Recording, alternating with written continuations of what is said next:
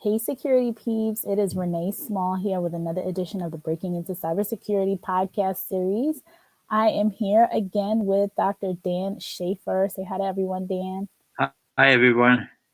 So, Dan, we are bringing you back again on Mondays to chat with us about our current situation dealing with COVID 19 and how we all have been, most of us, are stressed out and we're trying to figure out how to deal with that. So, talk to us about performance in this type of an environment and some of the tips that you give to your clients.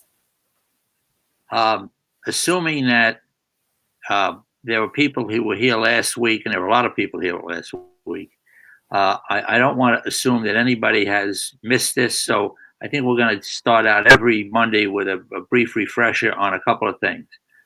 What to look for, tips that can help you manage your mind game, control your stress, because at the end of the day, before you can help anybody, whether it's your clients or your team remotely or wherever you're managing them from, it's you. It's about. It starts out with your A game. I work with professional athletes. Some of you know that, and I say everybody has to be sure they bring their A game to the field, but also in the senior positions, managing other people, managing what's going on with them, and understanding what they're going through and what they're experiencing. I think that puts you in a different position to get the kind of results you want in this environment. So, what I want to do is take you through some of the things that people are dealing with on a regular basis. First of all, stress is individual. Everybody responds to this stressful situation differently. But some of the things that they talk about are, primary signs: increased heartbeat, jittery arms and hands, cold chills, tightened muscles, rapid breathing. And it doesn't happen all the time, but it happens with some people. Secondary physical signs really are things like headaches, insomnia, uh, stomach disorders, chest tension. Psychological, people are on edge. They're guilty. They're dealing with depression. They worry. I'll give you a strategy for worry in just a minute. Uh, it's fear, boredom, and anger. And what happens is frequently when people are not in control of the situation they're in, they become angry because they can't control what they could normally control before. Mm-hmm. And the other thing is everybody has to stay in the present. But there are some strategies that are very, very helpful in getting yourself out of the present into someplace else that's more pleasurable. Now, you can do that quickly or you can do that uh, more slowly, but I always go for quick. People want to be able to go from where they are to a relaxed place and just to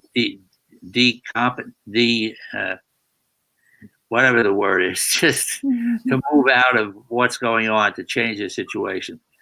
So, what I'd like to do is give you some strategies initially to start to think about. Think about personally, how is all of this impacting on you personally? How is it impacting on your performance? One of the issues that we look at on a regular basis is that stress from a trauma, which this is a traumatic situation. If anybody wondered ever what a black swan was, this is a black swan. Um, but things we look at are things like errors, omissions, accidents, lapses in judgment, poor customer relations, negative attitudes, poor performance, reduction in creativity, bad decision making, lack of concentration, low self-esteem. So, all of these things take somebody from who is normally working at 100% down really a couple of notches. Mm-hmm. So if I come back to athletes, for example, I'd say, what do you need to have happen? They said, I need to increase my concentration. I said, well, what gets in the way of your concentration? They said, well, I get distracted. I said, what distracts you? And they ultimately say the way they talk to themselves. And that's critical here today. How do we how do we put yourself, how do I help you put yourself in a position, or how do you help your staff to put themselves in a position where they don't let themselves beat themselves up? So negative self-talk is contaminating. It contaminates performance on a regular basis. And so there are ways to control negative self-talk. First thing you have to do is you start to hear it. What do you hear yourself saying to yourself when you're overhearing yourself talking to yourself? Is it positive or is it negative? If it's negative, you have the choice. Do we keep listening to it, as most people do? Or do you want to shut it off? And there's a very interesting way to shut it off. Just try this now. Push your tongue up onto the roof of your mouth. When your tongue is on the roof of your mouth, you can't think of anything. Now, people laugh at that. They think it's funny, but at the end of the day, and they might say, why does that work? Well, frankly, I don't care why it works. I only care that it does work. And so people use this on a regular basis when they're going into situations. Come back to sports. I'll talk to a hockey goaltender and say to him, tell me what's it like when you're performing at your best. He said, well, when I perform at my best, I don't hear any crowds. The puck is the size of a dinner plate and the game moves very slowly. Anytime one of those three things change, I know I'm losing my concentration. Yeah. And I said, okay, so when you're losing your concentration, what do you do? They said, I hope that it comes back. I said, well, hope is not a strategy. Renee and I have been talking at that for a long time. So what they'll do is they'll put their tongue on the roof of their mouth and they'll stop all the focus and concentration and focus it right down on what they're doing. So Dan, how long do you need to have your tongue on the roof of your mouth? Well, very quickly to stop it, but you may have to put it on numerous times a day. Okay. Whenever you hear the tape play, the choice is always, do I want to listen to this stuff or do I want to shut it off? Now, if you were in a car and you're driving on a long trip and you put on a station, and the worst music you could ever imagine came on the radio, you'd shut it off in a minute. Yeah. Or change the channel. Well, I'm going to show you a way to shut it off, which is this, but I'll also show you a way to change the channel today. Right. Now, this is like a form of telehypnosis, giving people a way to manage their stress. And who uses it? I've used this with NFL quarterbacks before every game they played. Guy would be sitting in his car in Miami, and I'll talk to him from wherever I am. So it doesn't make any difference where you are. It just makes a difference what you want to have happen. And that's how we put this together. Paul says, what if I don't want to stop thinking about stopping thinking? What if he doesn't want to stop thinking about stop thinking? Then continue thinking. If you don't want to stop what's going on, but the fact is one of the other things is to identify where your distractions are. What distracts you? If thinking in a particular manner is important to you under a particular situation, the biggest issue is what distracts you. Where can you find your distractions? Yeah. I think that's definitely one of the big ones, and especially now, like I can, goodness, give you a zillion things that distract me. The first ones popping into my mind are kids, especially when they're little and they're making a bunch of noise and they're bouncing off the walls, and you're in a situation now where nobody can get out, or you can to an extent, but I think people's lives are kind of upended. So the folks who were remote, like me, are used to having a quiet space to work. And the folks that went to work probably had a quiet place to work too, especially if they have small kids at home. But in any event, the distractions are just all around, much more often than usual. And then, everyone's schedules are all turned around and you're trying to manage getting them in their online classes and them somewhat paying attention to that while you try to squeeze in a couple minutes of work. So I completely agree that it's a challenge. I have 5 kids, and I just said to one of my sons last night, I said, I'm so happy that this didn't happen when you had no tablets to go to, no phones to go to, no lights. Just unbelievable. But again, how do you deal with that? How do you stay in the moment? How do you move things out of the way that distract you. And my biggest question, particularly working with businesses and individuals, is what does it cost you not to focus? I mean, we talk about things that are invisible with traumatic loss after the World Trade Center, lapses in judgment, the people who just can't focus on dealing with a client effectively. Uh, some people can, but it's important to know when you're not. So it's helping people with some strategies to be very effective. That's what this is about. Yeah. So Paul wants to know, how can we adopt a growth mindset during this quarantine? A growth mindset? Growth. A growth? Yep. Growth? Mm-hmm.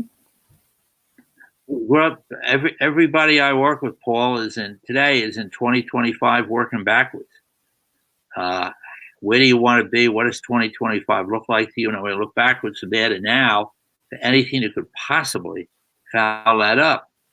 Because what happens is that starts to play in your conscious mind. See, we're talking today to a lot of really, really smart people who rely on their cognitive ability to look, listen, learn, analyze, synthesize, accept, reject, do all those things. Where the real value of taking something from sports and bringing it into business is that your subconscious mind must act out every thought, image, or idea you put into it. And it will do that relentlessly, even under difficult circumstances. So the question is, you identify what it is that you want to accomplish. We get that into your subconscious mind very quickly, and your subconscious mind starts to act on it. And so, I mean, I could give you an example right now of how to do this. Now, let's just talk about distractions. I don't know, Paul, if you were on our call last week, but if everybody listening just sits up in their chair and starts to move their right foot clockwise, round and round, round and round, round and round, and while your right foot is going clockwise, with your right hand, draw a big number 6 in the air. And what you see is that your foot goes backwards. You got to do the big 6, Renee. It goes backwards. So that's how this all plays out. So you can't afford 1 second of distraction, particularly with the level of intensity that you folks are dealing with on a regular basis, because you can't let up for a second. So distraction can be very, very costly. And specifically, the folks that I interact with the most are cybersecurity professionals. And Dan, you've worked with a number of us and a number of cyber security executives as well. And you know how stressful this time is. Additionally, because so many more people are remote, there's so much more computer access. There's so much, you think about last week, a videographer, Mario, was on talking about Zoom. And Zoom is one of the platforms everyone's using, children, all this stuff, and it's getting totally, compromised from a technology perspective. So you think about like the cybersecurity professionals who are already super stressed out in their roles. Now throw in distractions. Now, the stress is even heightened even more right now in this environment. So that's a question comes back to, I find it helpful if people kind of silo the stresses that they have. Is it external stress that comes into you from outside? It has nothing to do with your job. It has nothing to do with, just going to the store to try to buy toilet paper. That can be stressful today. But still, identifying that. The workplace, you look over your workplace stresses and list the things that are stressful to you in your workplace, that you can expect to be there every single day, because the people who are trying to compromise your systems really don't go away. And personal ones. So what do you bring into the workplace that doesn't belong there? What do you bring from the workplace home that doesn't belong home? Can you separate those things? And in some cases, some cybersecurity people I've spoken to, that you're on all the time. You're never not on. So it's how to get snippets of time where you can relax and get yourself out of the situations that you're in, just for a couple of minutes so that you can refresh. But I'll show you how to do that. If everybody just sits up in their chair with their feet flat on the floor, with their hands on their thighs, and just take a deep breath and close your eyes.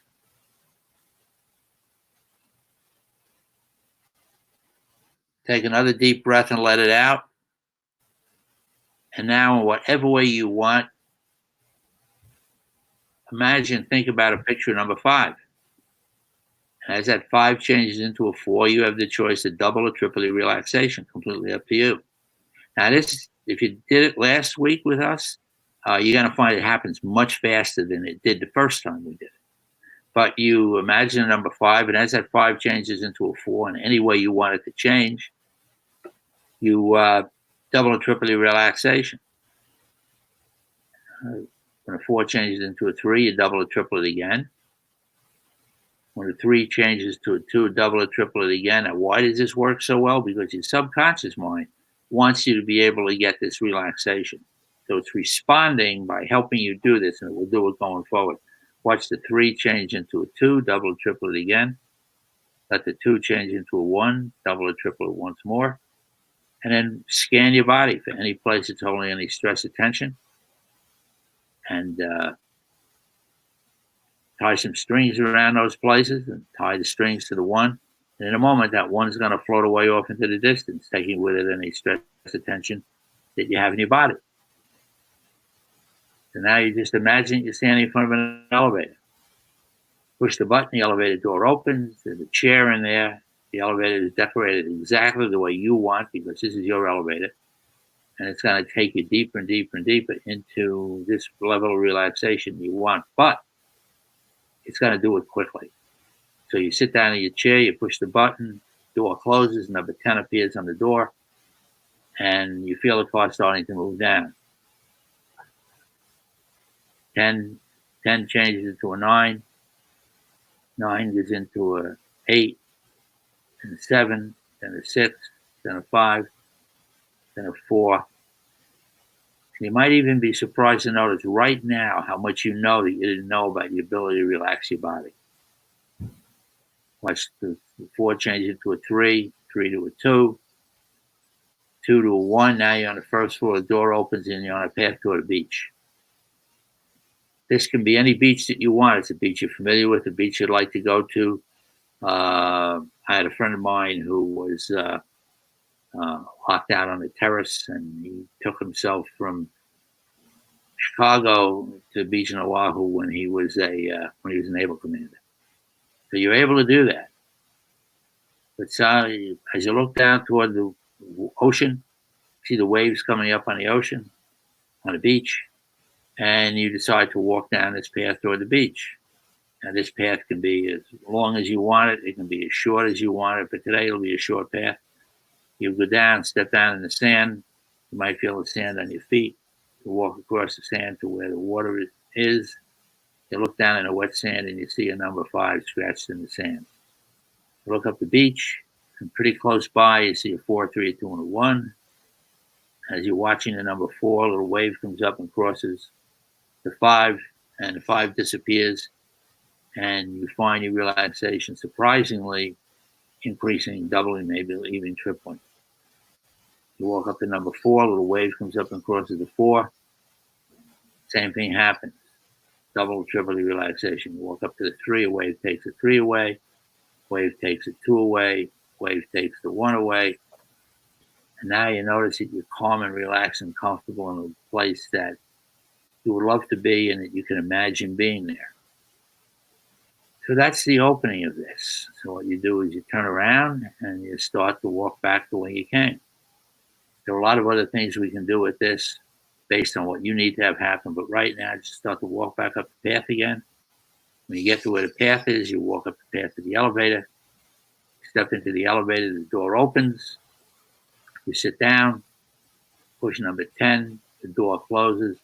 the car starts to move up and you start to feel energy coming back into your body. May start at the soles of your feet, may start at the top of your head and work down, but nonetheless, you realize that you have a way, initially a way, to start to control your mind game and control your stress.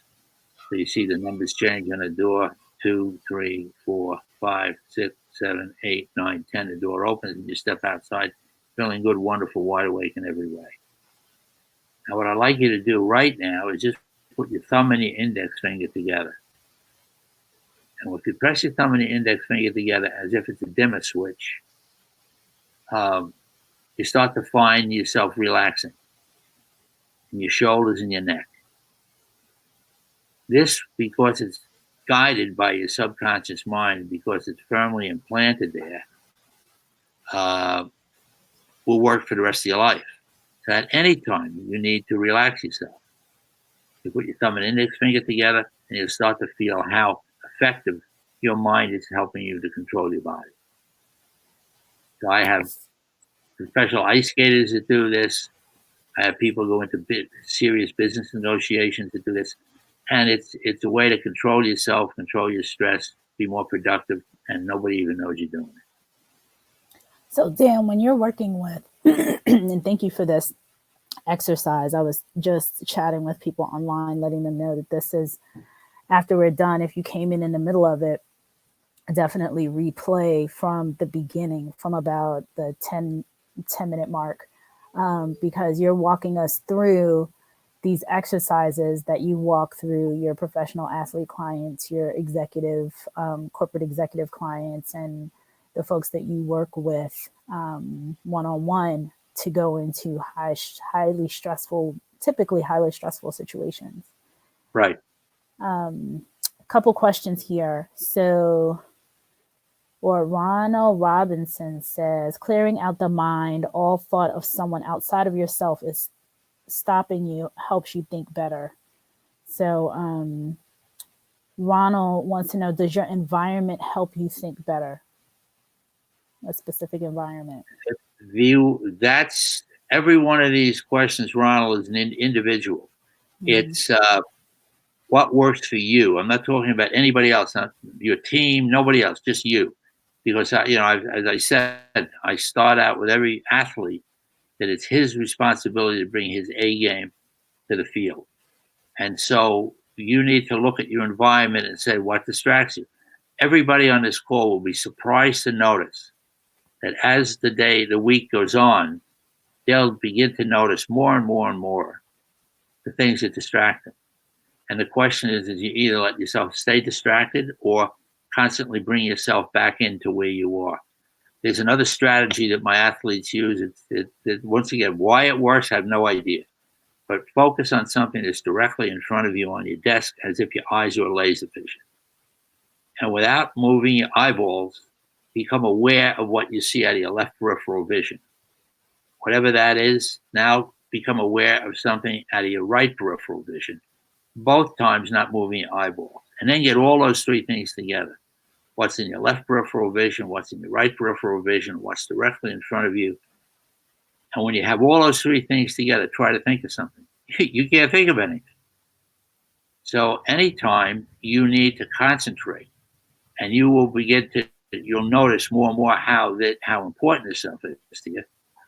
All you need to do is just expand your peripheral vision. Focus on something in front of you, become aware of something on the right and the left, and your mind shuts down and you focus right in front of you. So it's the ability to control this. That's my goal. My goalie said to me, he said, I used to hope that it would come back.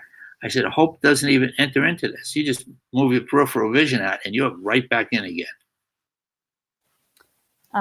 Chris Cochran, my buddy Chris, says, what is the minimal amount of exercise that can be done in the morning to improve cognitive ability for the day? I don't have an answer for that. I think that it's once again individual. My point is that if somebody leaves their home and they're going into a high stress situation, particularly cybersecurity, and the people that I've worked with before have told me the same thing. You never know what's going to come. You can't anticipate. You always have to be ready. It's like it's like martial arts. It's like waiting for an attack and knowing how you're going to handle it and practicing over and over and over again how to deal with it. This is what this is about. So it becomes very individual. Now, if we were looking at your environment, Chris, then and you were able to profile the people around you, you could find out very quickly where these stresses are going to come from. Because my bet is, having dealt in this field for a while, when the stresses arrive, they're really not all that much of a surprise. You can almost anticipate the people you're going to deal with, and then that comes back down to a management strategy. You know, Renee and I have talked a while about the difference between managing remotely, which is a big challenge, if you try to manage traditionally.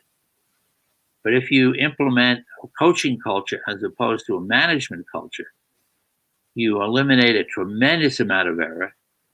You really are very much more effective in supporting the professional development of the people underneath you, and you move forward from there. But it's a system that has to be managed and put in. And I've done this with Hewlett Packard for years. So if anybody is interested in any of these things, feel free to contact me, call me on the other side. We'll see how we can make it work for you. But it's all about the results you want to get. Dan, I remember you telling me about, so many people are saying thank you here. Thank you for the insight. Thank you for the vision. Brill Cornelius says, relaxation is key to maintaining sanity. That's the truth. That's true. That is the truth. Oh man. So Dan, we have like about 5 minutes left. So I want to make sure that you get in whatever it is that you want us to take away this week, in regards to, you know, I can't even say staying stress free, but minimizing the stresses that we have during this time, because it seems as though, depending on where you are in the country, it could be getting worse. You know, some of the things I saw in the news this morning was that we're hitting the apex. You know, depending on, I mean, Dan's in New York. I'm in the Northern Virginia area, Washington, D.C. metro. And in New York, it looks like it could potentially be plateauing, but we don't know. We don't know. And then we're hearing in DC about, you know, it could, you know, potentially getting to a peak. So, you know, depending on what hotspot or potential hotspot you're in, the stresses could be getting more and more heightened as the weeks continue. So, anything else that you want us to? Oh, yeah. Drew, there's some more questions too. So go ahead. Drew asked a question: how can a person practice Lego therapy to get meaning from the most hopeless situations? Yeah. I'm not familiar with Lego therapy. Me either. I don't know what that is, Drew. Let me ask you a first question. There are people who are looking at their situations, and everybody is being told what they need to do, particularly in high-level management situations. You need to do this, you need to do that. What they're not being told is how. What we went through before is part of a program that I have where I'll come into a company and by Zoom and do a Zoom call just like we're doing now, and dramatically impact staff, teams, groups of people, whether it's small groups or large groups. I think last week we had 750 people on this call. So it was a great opportunity to get out to people. But I don't expect managers to do this by themselves. So that's what I do. And so anybody who's at all interested in finding out how it works, how I can help your company, how I can help you individually, give me a call. The other thing that you can do is take a look at my website. There's a lot of information on the website. But right now we're focusing on this coronavirus impact, the stress it's having. But from the business perspective, it's how do you eliminate errors? How do you eliminate people making mistakes? I do a lot with helping people avoid mistakes because I think it's a lot less expensive to buy a mistake than to make it yourself. It's a lot easier to learn from somebody else's mistakes than it is from yourself. And that's really what, and you guys are knee deep in this in cybersecurity. Because I know I've dealt with the cybersecurity professionals for the last, 6, 7 years, Renee? Yeah. Yep. Yep. Are there any other questions? over the years. No more questions right now. So I want to, and we're about 30 minutes. So Dan, I want to thank you again for coming on, for giving us all of these words of wisdom, insights into what you do with your executive clients and with your, he says Viktor Frankl. Drew saying that Lego therapy, I guess we need to look up Viktor Frankl. I don't know if you know that person, you know that name. Frankl sounds familiar, but I'm not familiar with Lego therapy. Okay. So, Dan, like I said before, go ahead. So I'm when people see the PhD, I'm not a therapist. I'm a strategist. So I help people with strategy, the implementation of strategy. Yeah. So Dan has worked and continues to work with professional athletes, like you said, professional NFL players and hockey players and student athletes, and then across the board. And he's worked a lot with cybersecurity professionals. So we are going to have Dan back on again next Monday. So every Monday right around noon Eastern, 9 Pacific, we will have Dan come on and give us more and more tips. So make sure you come back with your questions. And Dan, thank you again. I can't thank you enough for doing this. Thanks a lot, Renee. And we will see you again next week. Thank you. All right. Bye, great everybody. Week, everybody.